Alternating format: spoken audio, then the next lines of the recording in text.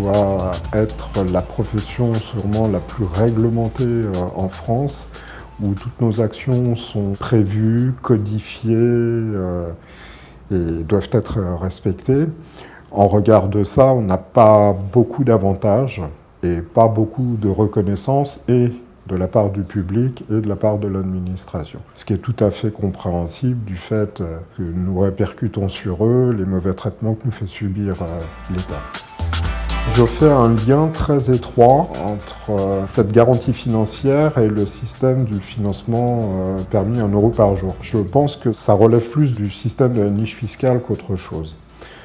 En 2 mots, pour vous expliquer, ce système de permis à 1 € par jour est complètement dévoyé aujourd'hui.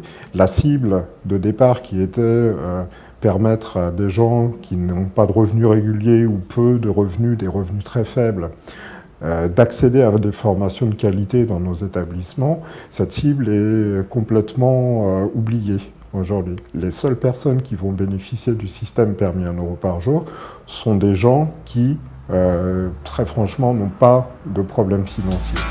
Je pense qu'elle ne disparaîtra pas. Après, ce qu'il faut, c'est faire les choses intelligemment, essayer déjà de sauver nos entreprises de la faillite. Dans un premier temps, ça me paraît le plus important, pour justement ne jamais avoir à recourir à cette garantie financière.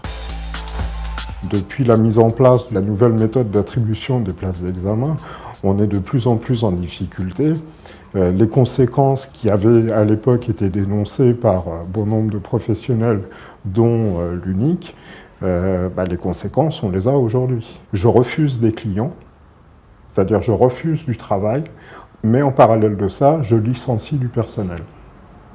Tout simplement pour pouvoir me caler sur la quantité de places d'examen que généreusement l'administration me saupoudre chaque mois. J'ai vu une évolution dans la forme de l'UNIC. C'est un syndicat qui a grossi, qui a de plus en plus d'adhérents.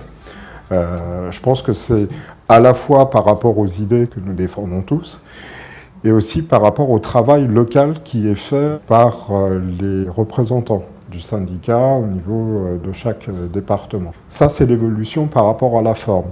L'évolution par rapport au fond, ces idées de départ n'ont pas bougé d'un pouce.